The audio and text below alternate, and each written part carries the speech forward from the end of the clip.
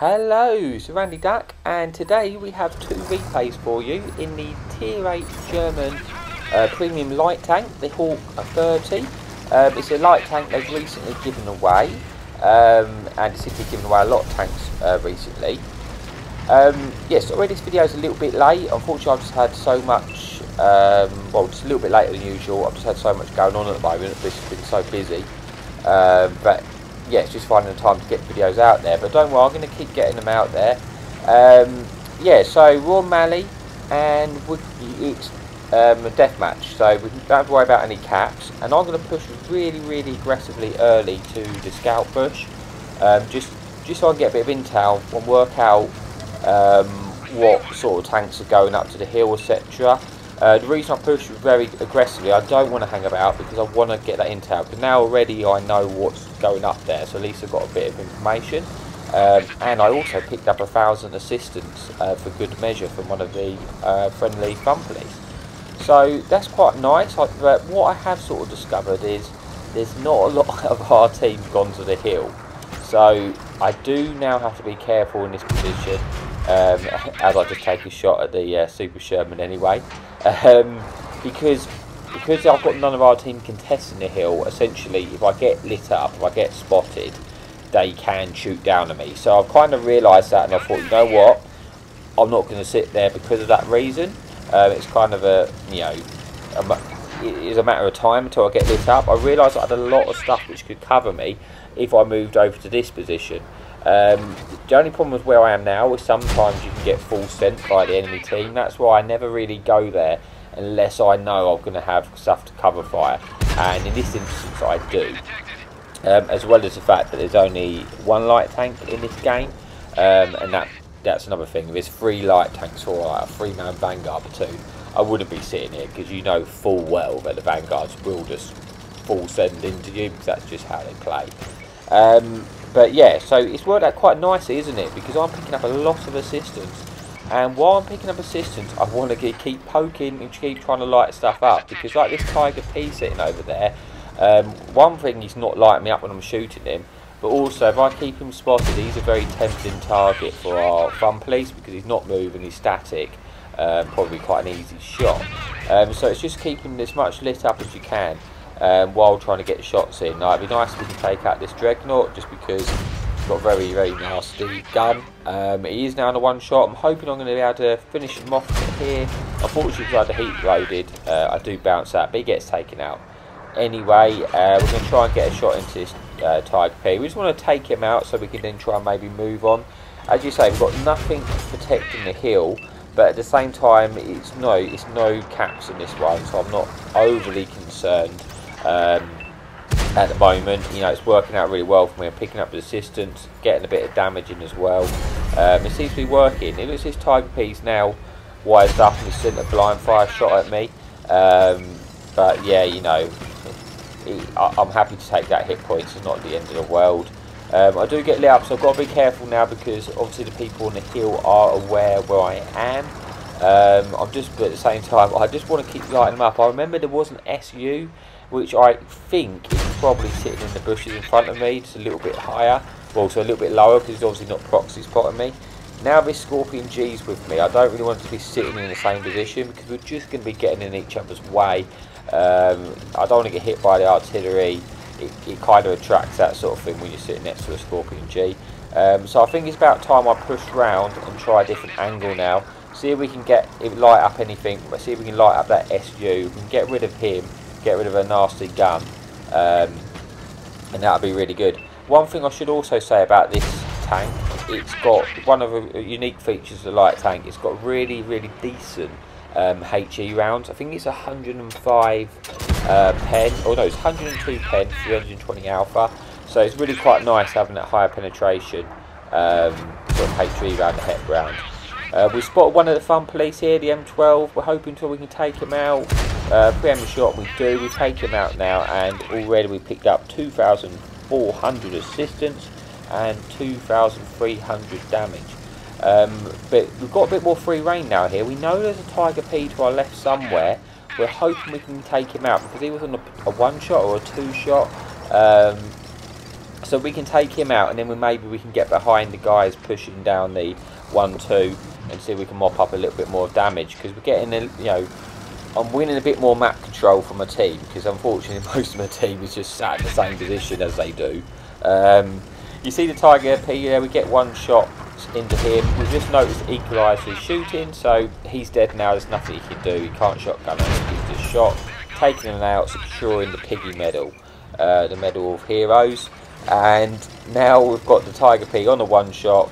We're just going to try and poke up and just take him out. Probably could have waited really till my 6th sense goes off, but I'm impatient and I want to take him out.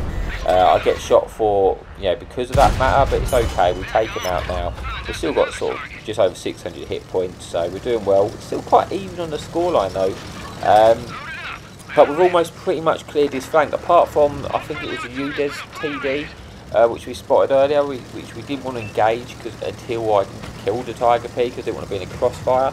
But I'm going to ignore him for now. I know there's stuff sort of pushing down the 1-2, and hoping now I can get behind them and put them in sort of a really nasty crossfire, because obviously, that's really how you take people out quickly. He's going to be engaging on our team, and we're hoping we can get a few shots of this object for 30-2. That's a really powerful tank, by the way. It's got incredible DPM. And I actually really enjoyed that tank, so maybe I'll try and do a video on that one day. As you see, he's pushing right around. We're going to wait and see if we can get a shot in. We do actually trap him in place, which is nice. Allows us enough time to line up another shot. We're going to go for the trapping wheel. We don't trap in place, but it gets shut down shortly after by our T30. There's a UDES we were talking about earlier. We put one into him. We're going to now try and engage him, see if we can take him out, but he actually gets shut down by a friendly teammate. There's now just 2 tanks left. I think there was a Super Sherman which was up near the hill, and that's where I was sort of heading to see if he's still up on the hill, because that was his sort of last known location to me. But it looks like he's pushed off the hill now. There you go, he's spotted out in the open. We snap a shot in, we don't manage to land it, but we're going to just push in now, see if we can take this guy out. Unfortunately, he does a bit of Neo, dodges that shot. And then this shot, not too sure why that one missed, but yeah, so that's a bit of a shame, missing out on some damage here. I was getting a bit frustrated. We do hit that one, and then he gets shut down by MO3. Do miss a little bit out on a little bit of damage. Probably could aim those shots a little better, but nonetheless, that's it for that one.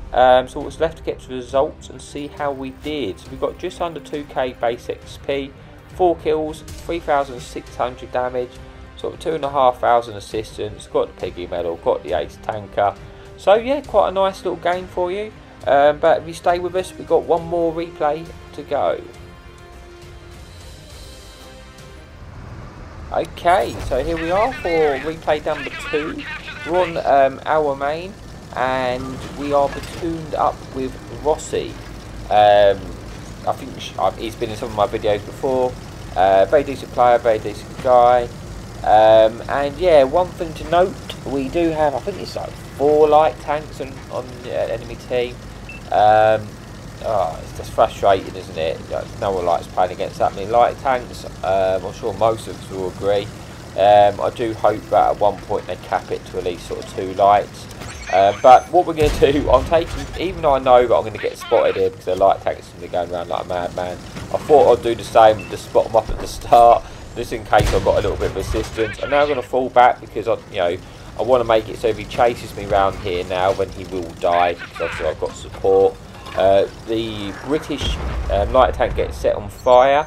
The British light tank is not a light tank you want to be sort of full sending around this, because it isn't a light tank which does well in battles against other lights. It's better playing the more sort of passive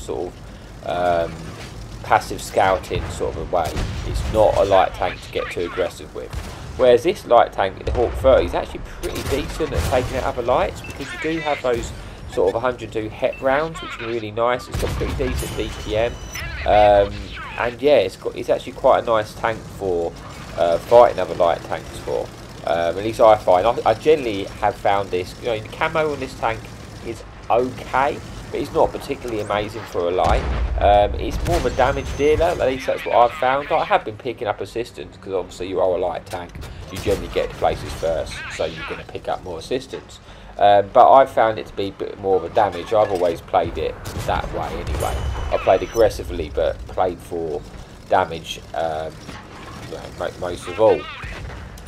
So you see here we are just poking to get spots. I know I'm lit up. I'm just taking liberties, but you know, it's just how I play. I don't.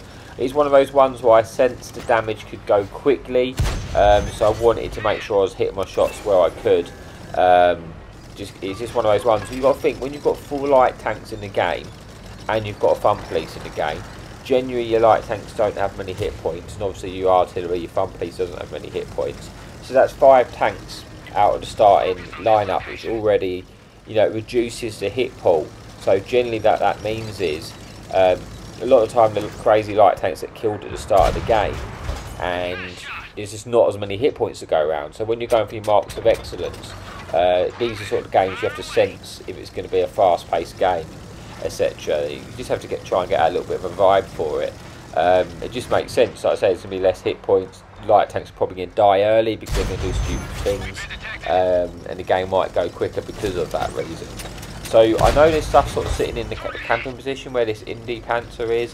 It always is. I mean, it's a position where you would think, you know, the stealthy TDs might be, but then you find things like the indie Panther just sitting there, not being particularly useful to his team. He's too far away, but annoyingly we can't light him up.